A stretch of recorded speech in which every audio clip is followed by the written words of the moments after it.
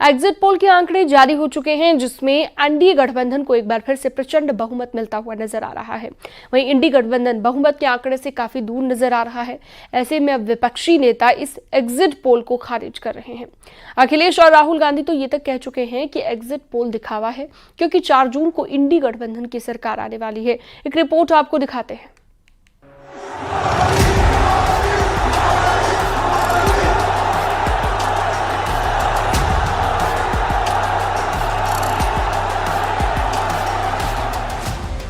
लोकसभा चुनाव के नतीजों से पहले आए तमाम एग्जिट पोल में एनडीए रिकॉर्ड सीटें जीतती नजर आ रही है। फिर भी विपक्षी नेताओं ने आंखें बंद कर एग्जिट पोल के रुझानों को नकारना शुरू कर दिया है। चाहे राहुल गांधी हो या फिर अखिलेश यादव, सबके सुर एक जैसे हैं। अखिलेश यादव ने लिखा, एग्जिट पोल का आधार ईवीएम नहीं डीएम है। भाजपाई एग्जिट पोल पहले ही तैयार हो गया था। एग्जिट पोल से जनमत को धोखा दिया जा रहा है। भाजपा को 300 पार दिखाना पहले से तय था। तो वहीं राहुल गांधी ने भी तमाम एग्जिट पोल को सिरे से खारिज कर दिया है। साथ ही दावा किया है कि इंडिया गठबंधन 295 सीट जीत रहा है। इसका नाम एग्जिट पोल नहीं है, इसका नाम मोदी मीडिया पोल है। ये मोदी जी का पोल है, फैंटेसी पोल है उनका। सर कितनी सीटें आ रही हैं आपके हिसाब से? सिद्धू मूसेवाला का सॉन्ग सुना आपने? 295। आम आदमी पार्टी के विधायक और नई दिल्ली सीट से प्रत्याशी सोमनाथ भारती ने तो यहाँ तक दावा कर दिया कि नरेंद्र मोदी तीसरी बार प्रधानमंत्री नहीं बनेंगे। सोशल साइट एक्स पर उन्होंने लिखा, अगर नरेंद्र मोदी तीसरी बार प्रधानमंत्री बने तो मैं अपना सिर मुंडवा लूंगा। मेरे शब्दों को लिख कर रख लो। 4 जून को सभी एग्जिट पोल गलत साबित होंगे और मोदी जी तीसरी बार प्रधानमंत्री नहीं बनेंगे। दिल्ली में सभी 7 सीटें इंडिया गठबंधन को मिलेंगी। यानी इंडिया गठबंधन के तमाम दल को परेशानी एग्जिट पोल से हो रही है, क्योंकि एग्जिट पोल के आंकड़ों में एनडीए गठबंधन को एक बार फिर प्रचंड बहुमत मिलता हुआ नजर आ रहा है। वहीं इंडी गठबंधन बहुमत के आंकड़े से काफी दूर नजर आ रहा है, जिसको लेकर सियासत उफान पर है। ये एग्जिट पोल है और एग्जिट पोल जो लोग करते हैं उनके बारे में भी हमें और आपको पता है। हमें पूरी उम्मीद है कि 40 सीटें इंडिया गठबंधन की उत्तर प्रदेश से आ रही है। हमने वेस्टर्न यूपी से लेकर ईस्टर्न यूपी देखा है और आपने भी देखा है कि अखिलेश जी की सभाओं में लोग बेकाबू हो गए। जिस तरह से आप लोग दिखा रहे हैं, हमें लगता है कि इसके उल्टे नतीजे आने जा रहे हैं उत्तर प्रदेश के अंदर।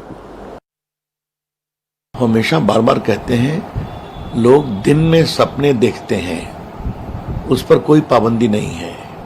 कांग्रेस की हालत इसीलिए हुई है और आगे और होगी क्योंकि दिन में सपना देखना इन्होंने बंद नहीं किया है। जमीन पर काम करें, जनता का विश्वास जीतें, खाली मोदी जी की आलोचना और गाली गलौज बंद करें।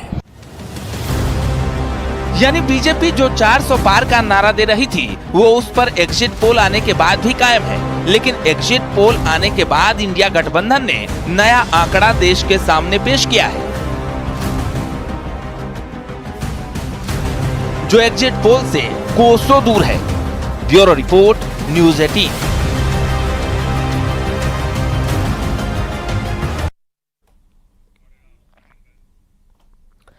उत्तर प्रदेश के एग्जिट पोल में एनडीए गठबंधन बड़ी जीत की ओर बढ़ता नजर आ रहा है। वहीं इंडी गठबंधन को एग्जिट पोल में 9 से लेकर 12 तक सीटें मिलने का अनुमान है। ऐसे में वो कौन कौन से फैक्टर हैं जो मोदी योगी की जोड़ी पर मुहर लगा रहे हैं, आपको एक रिपोर्ट के जरिए दिखाते हैं।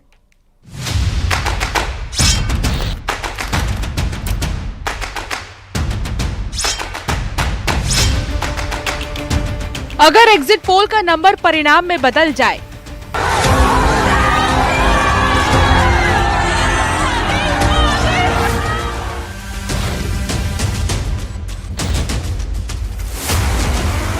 अगर एग्जिट पोल के आंकड़ों पर ईवीएम की मुहर लग जाए,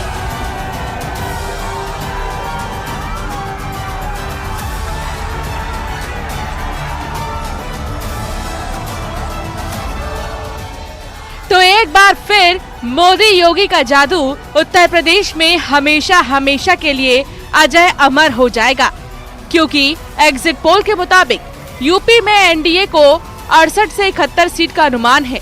इंडिया गठबंधन को 9 से 12 सीट का अनुमान है। बीएसपी को एक भी सीट नहीं मिलने का अनुमान है।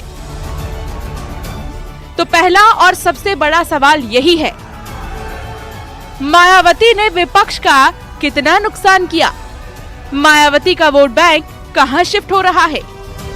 क्योंकि बीजेपी उत्तर प्रदेश में एग्जिट पोल से बेहतर परिणाम की उम्मीद लगा रही है, तो विपक्ष अब भी एग्जिट पोल को हजम नहीं कर पा रहा है।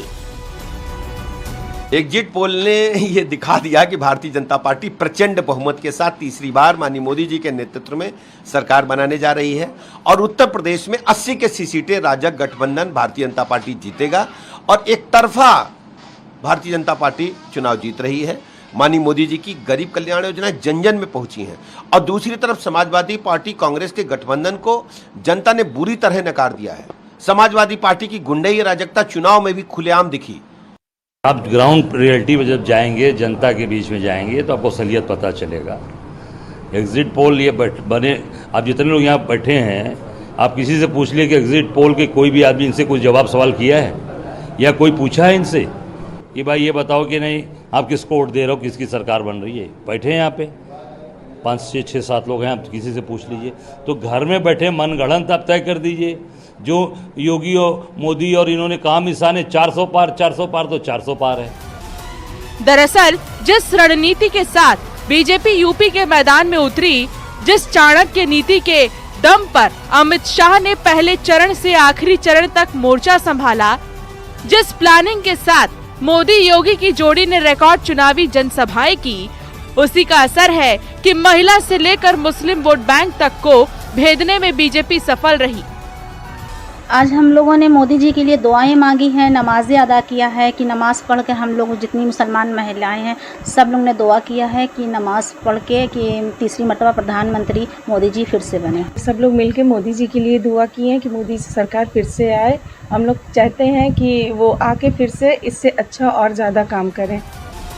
हालांकि एग्जिट पोल के मुताबिक राम मंदिर, मुस्लिम आरक्षण जैसे मुद्दे भी चुनावी रण में अहम साबित हुए, तभी तो बीजेपी 2014 और 2019 के परिणाम से कहीं आगे निकल रही है।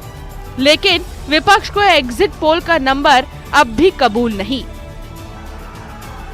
मैं समझती हूँ कि इसमें कोई अतिशयोक्ति नहीं है कि 4 जून को जो रिजल्ट आएंगे वह प्रचंड बहुमत भारतीय जनता पार्टी की सरकार बनने जा रही है और आदरणीय प्रधानमंत्री तिबारा प्रधानमंत्री बनेंगे।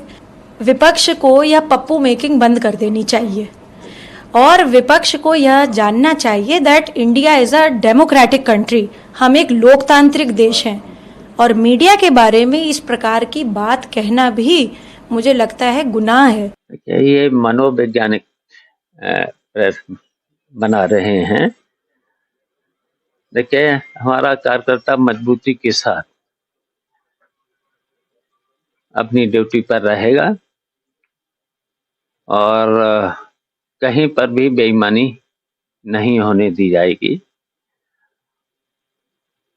और इंडिया गठबंधन और समाजवादी पार्टी सरकार बनाएगी।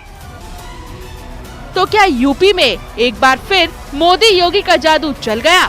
एग्जिट पोल में यूपी में बीजेपी की बड़ी जीत का फैक्टर क्या है? आखिर कैसे एक बार फिर हाथ और साइकिल का साथ कमजोर पड़ने लगा? अब इन सारे सवालों का जवाब 4 जून को मिलेगा। Bureau report, news 18।